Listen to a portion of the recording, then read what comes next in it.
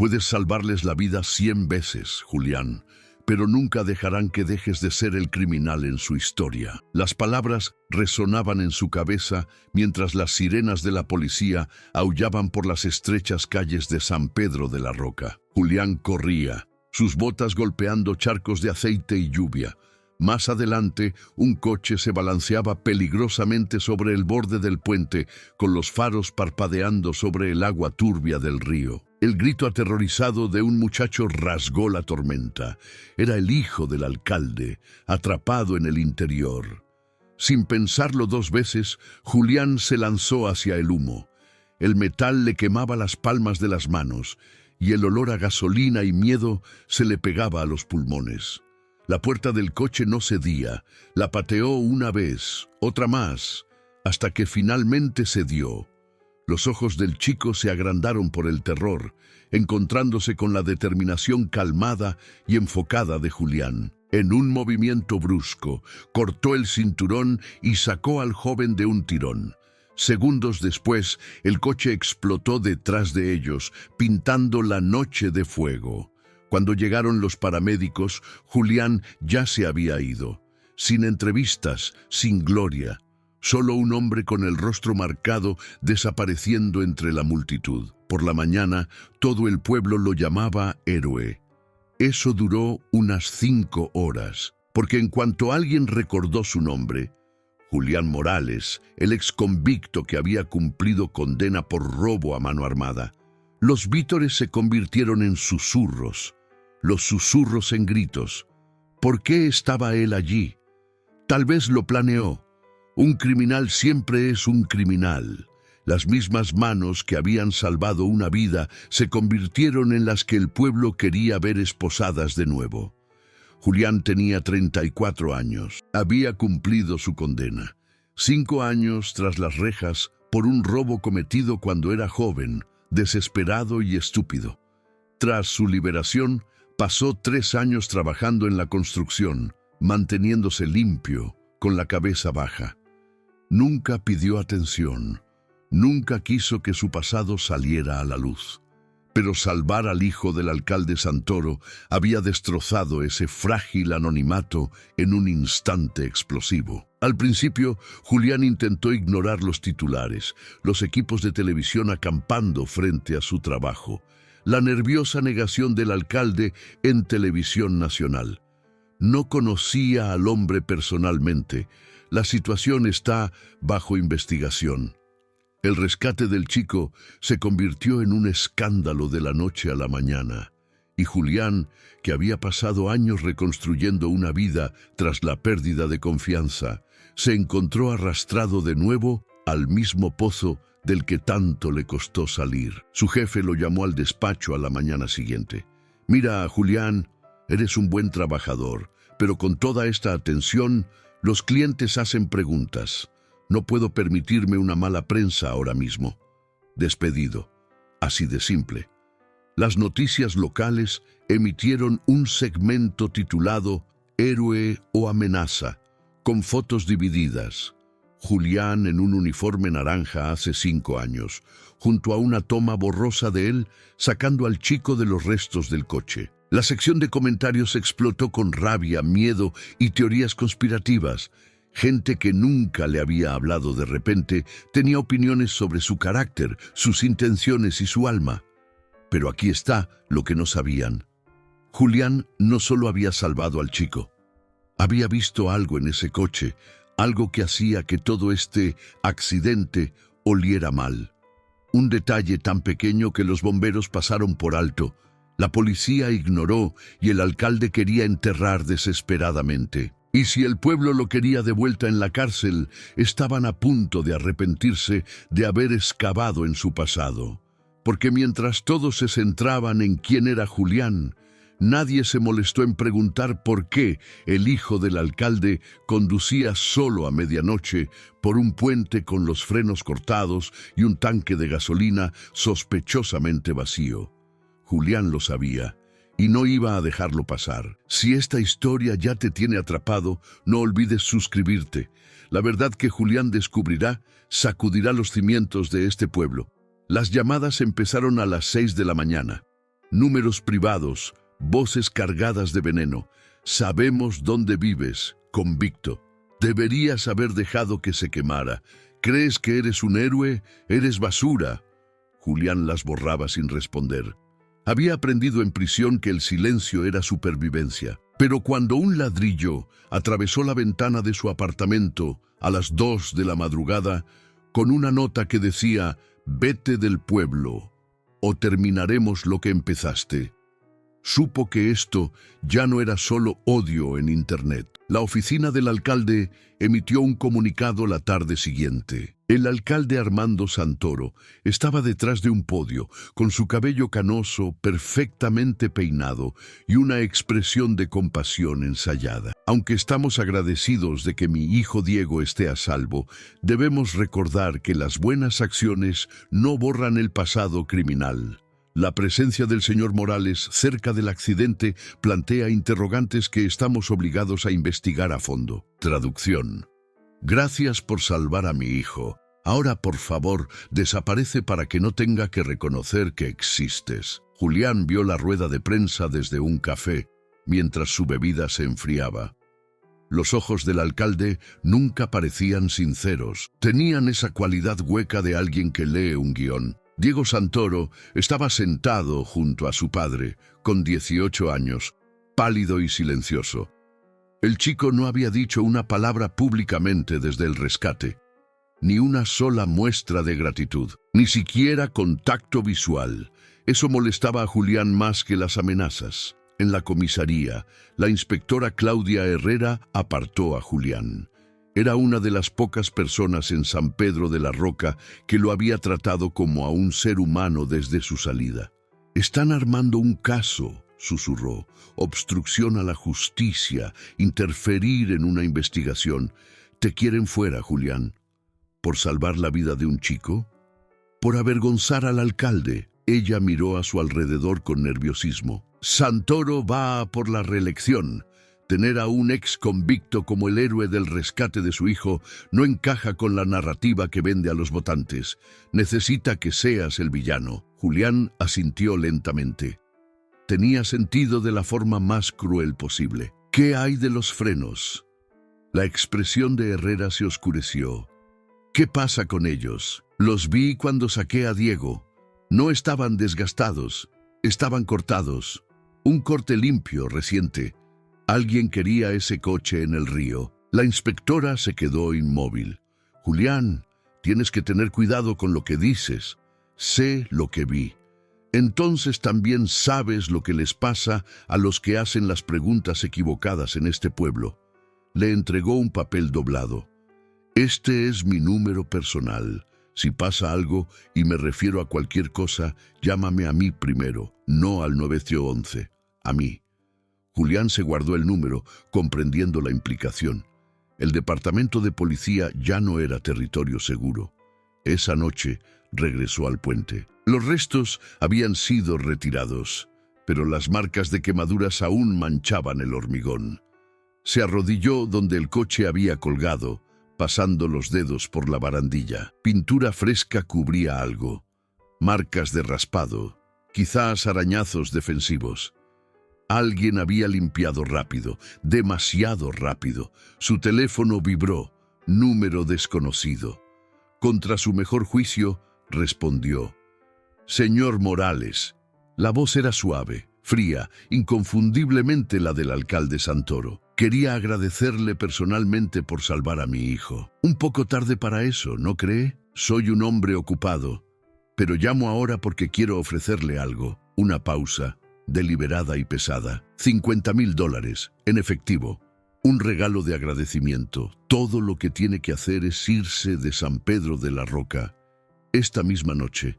Sin preguntas, sin entrevistas, sin curiosidad por cosas que no le incumben. Julián sintió que el hielo le bajaba por la espalda. «Me está sobornando para que desaparezca. Le ofrezco un nuevo comienzo. Tome el dinero, múdese a un lugar más tranquilo, reconstruya su vida adecuadamente esta vez. Todos ganan. Todos excepto su hijo, que casi muere porque alguien cortó sus frenos».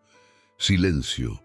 largo y lo suficientemente afilado como para cortar cristal. Cuando el alcalde volvió a hablar, su voz había perdido toda pretensión de calidez.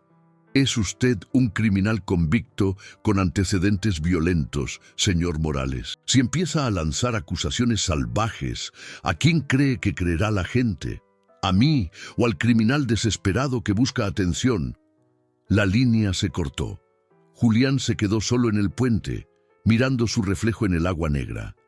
El alcalde acababa de confirmarlo todo. El accidente no fue aleatorio. Diego Santoro debía morir. Y ahora Julián, la única persona que había visto la prueba, se había convertido en un problema que necesitaba ser borrado. Pero Armando Santoro había cometido un error crítico. Supuso que Julián era solo otro ex convicto que cedería ante el dinero o las amenazas. No sabía que la cárcel le había enseñado a Julián algo mucho más valioso que el miedo: la paciencia. Y mientras el alcalde se apresuraba a proteger su imagen perfecta, Julián empezó a hacer sus propias llamadas silenciosas a gente que el alcalde había olvidado, gente que recordaba favores debidos, secretos enterrados y deudas impagadas. Porque si algo había aprendido Julián dentro, era esto: los enemigos más peligrosos son aquellos a los que subestimas. Julián no se fue del pueblo. En su lugar, desapareció en las zonas de San Pedro de la Roca que el alcalde prefería ignorar, los barrios donde las cámaras no llegaban y no se hacían preguntas. Su primera parada fue una pequeña oficina de asistencia legal sobre una lavandería. Allí, rodeada de torres de expedientes y luces fluorescentes parpadeantes, estaba Valeria Ortega. Tenía 29 años, era afilada como un cristal roto y una de las pocas abogadas del pueblo que aceptaba casos que nadie más quería. Había ayudado a Julián con su libertad condicional hacía 3 años, sin cobrarle ni un céntimo que sabía que no podía pagar. «Déjame ver si lo he entendido bien», dijo Valeria, apoyándose en su silla chirriante. «¿El alcalde te ofreció 50,000 para desaparecer, lo que básicamente confirma que el accidente no fue tal, y ahora quieres ir a por el hombre más poderoso de aquí sin pruebas y con antecedentes penales?» «Así es». Ella sonrió. «Cuenta conmigo. Ni siquiera lo has dudado. Julián, llevo años esperando a alguien lo suficientemente valiente o estúpido para desafiar a Santoro. Ese hombre ha enterrado más escándalos de los que la mayoría de los políticos recogen en donaciones de campaña». Sacó un cuaderno desgastado. «Hace 3 años, un informador intentó exponer la corrupción en urbanismo. El tipo terminó acusado de fraude, lo perdió todo y se mudó. 2 años antes, una periodista empezó a investigar las finanzas de Santoro. Su editor mató la historia y a ella la relegaron a escribir necrológicas. Dices que es intocable. Digo que está protegido, pero la protección solo funciona cuando la gente tiene miedo». Valeria abrió su portátil. Diego Santoro, 18 años, capitán de la Cross, aceptado en una universidad de élite. En teoría, el hijo perfecto. ¿Y en la práctica? 3 detenciones por conducir ebrio en 2 años, todas borradas. Su padre las hizo desaparecer. Valeria pasó archivos. Cargos por agresión el verano pasado, retirados. Posesión hace 6 meses. Pruebas perdidas misteriosamente. El alcalde lleva años limpiando los desastres de Diego. Julián sintió que las piezas encajaban. Entonces, ¿por qué alguien querría matarlo? Esa es la pregunta. Valeria mostró una foto. Diego con amigos en una fiesta, sonriendo despreocupado. Tal vez Diego finalmente hizo un desastre que su padre no pudo limpiar. La investigación no fue fácil. Casi nadie hablaba con un ex convicto y una abogada de oficio sobre la familia del alcalde. Las puertas se cerraban. El miedo era palpable. Pero Julián tenía la paciencia de la cárcel y Valeria la persistencia de los tribunales. Encontraron su gran oportunidad en un lugar improbable: la exnovia de Diego. Su nombre era Sofía Herrera, la hija de la inspectora Herrera. Aceptó reunirse en un parque con la capucha puesta y mirando nerviosa a su alrededor. Mi madre me matará si sabe que hablo con vosotros. Solo necesitamos entender en qué estaba metido Diego, dijo Valeria suavemente. Las manos de Sofía temblaban. Diego no era quien la gente cree. Tras el papel de estudiante perfecto era diferente, agresivo a veces. Tragó saliva. El mes pasado se metió en el juego, póker online, apuestas deportivas, cosas que le superaban, debía dinero a gente peligrosa. ¿Cuánto?, preguntó Julián. 200.000, quizás más. La voz de Sofía se quebró. Decía que su padre lo arreglaría, pero hace 3 semanas algo cambió. Diego estaba aterrado. Me dijo que alguien amenazó a su familia si no pagaba. ¿Se lo dijiste a alguien? Intenté decírselo al alcalde. Me llamó mentirosa y dijo que quería arruinar la reputación de su hijo por despecho. Lágrimas cayeron por sus mejillas. 2 días después, el coche de Diego cayó por ese puente. Julián y Valeria intercambiaron miradas. El cuadro se completaba. Diego en deuda con gente peligrosa, su padre negándose a reconocer el problema y alguien decidiendo que el hijo del alcalde era más valioso como advertencia muerto. Pero probarlo requería pruebas que no tenían, pruebas bloqueadas en lugares inaccesibles, pruebas que requerirían ayuda interna. Fue entonces cuando Julián llamó a alguien a quien juró no volver a contactar, su antiguo compañero de celda, Tico. Tico tenía conexiones en todas partes, incluido el sistema informático de la policía. Le debía un favor a Julián de su tiempo dentro. «Puedo darte acceso a los archivos del caso», dijo Tico por la línea encriptada. «Pero si esto sale mal, nunca hablamos». «Entendido». «Y Julián, ten cuidado. Santoro no solo es corrupto, está desesperado. Los hombres desesperados hacen estupideces». El alcalde demostró que Tico tenía razón al día siguiente. Una noticia estalló. Julián Morales era buscado para interrogatorio por actividad sospechosa, cerca del lugar del accidente. Imágenes de seguridad supuestamente le mostraban manipulando pruebas. Era una mentira obvia, pero no importaba. El daño estaba hecho. Las redes sociales explotaron. La policía emitió una orden. El rostro de Julián estaba en todas las pantallas con el rótulo «Héroe o criminal». Valeria vio las noticias con asco. «Está entrando en pánico. Te convierte en enemigo público antes de que puedas exponerlo». Julián se mantuvo calmado, con una leve sonrisa. «Bien, bien, te están cazando.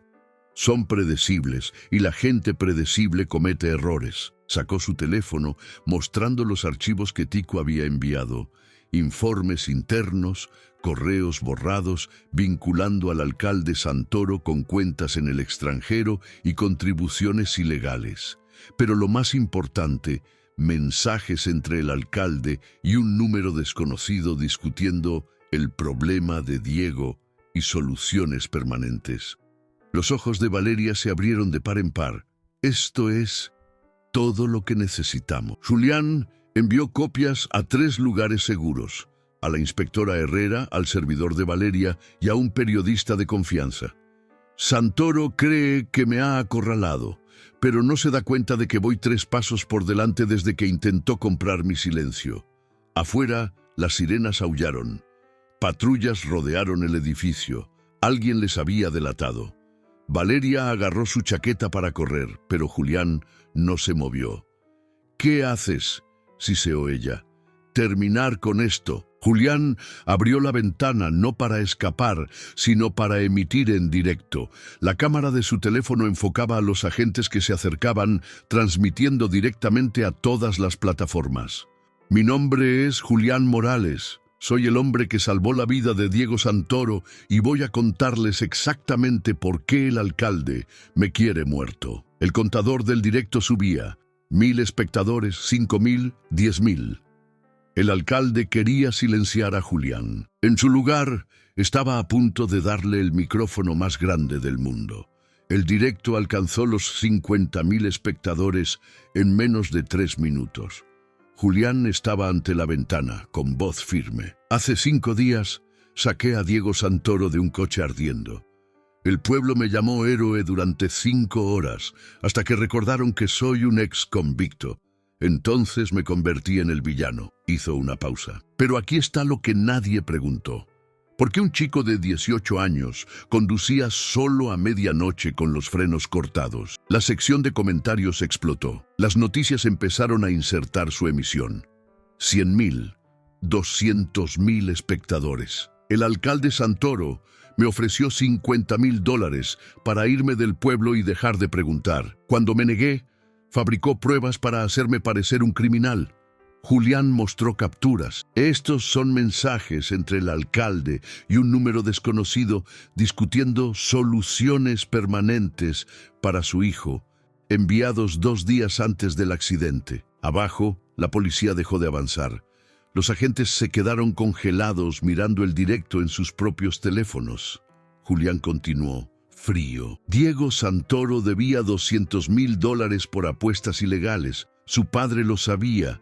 Y en lugar de ayudar a su hijo, el alcalde Armando Santoro decidió que el problema desaparecería si Diego lo hacía. La cámara giró hacia Valeria, que mostró documentos.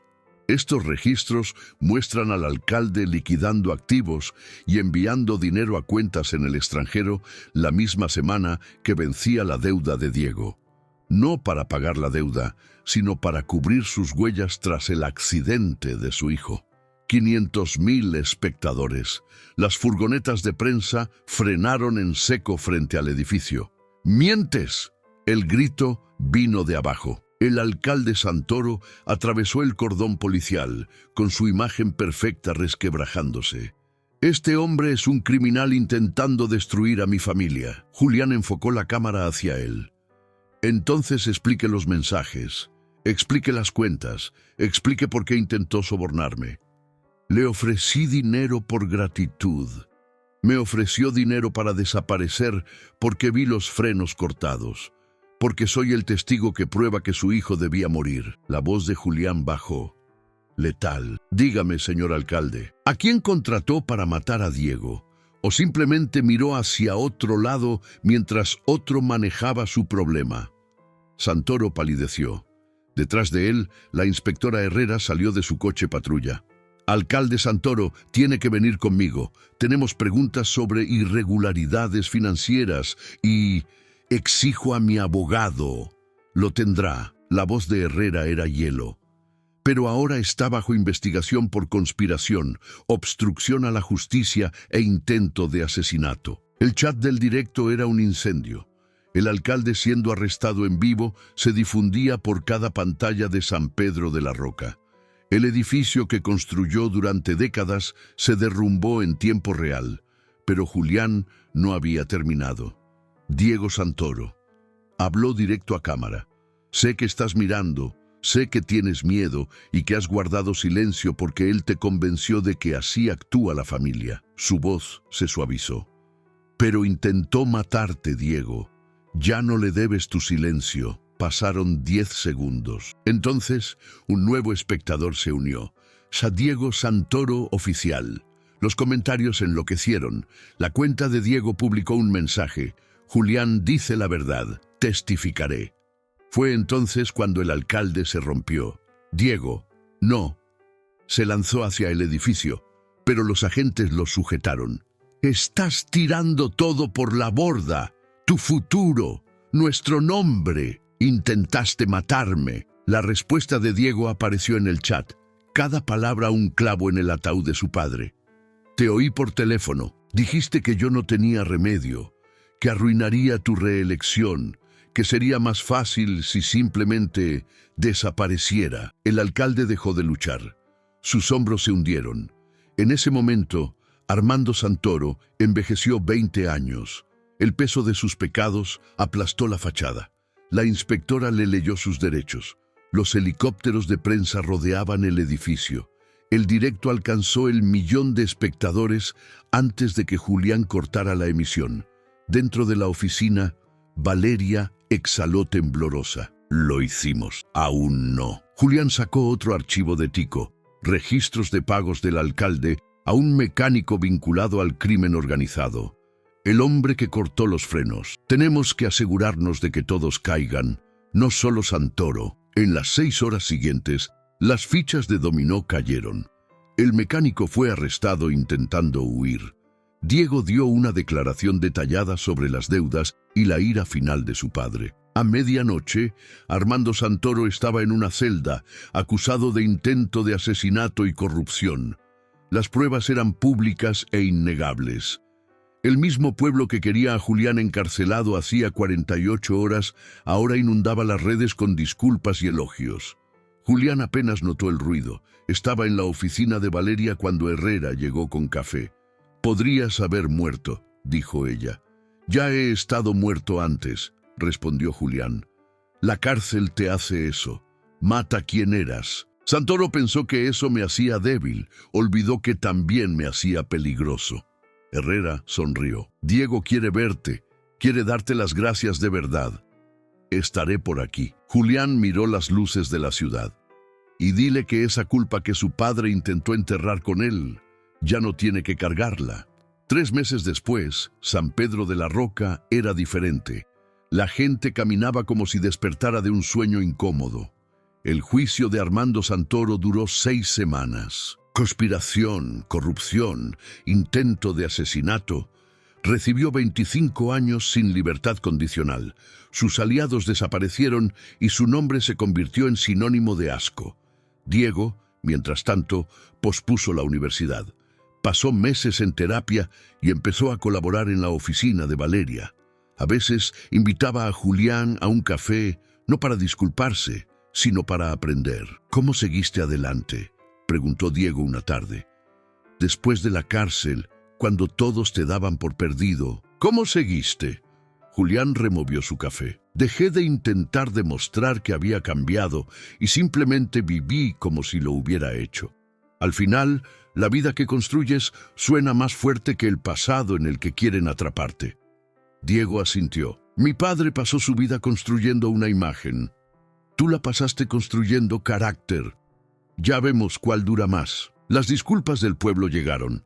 Primero oficiales, luego personales. Gente que se acercaba en el supermercado o en el gimnasio. «Lo siento, me equivoqué». «Gracias». Julián las aceptaba con gracia, sin amargura. Su antigua empresa le ofreció su puesto con un aumento. Julián lo rechazó. En su lugar, se asoció con Valeria para crear un programa de reinserción para exconvictos.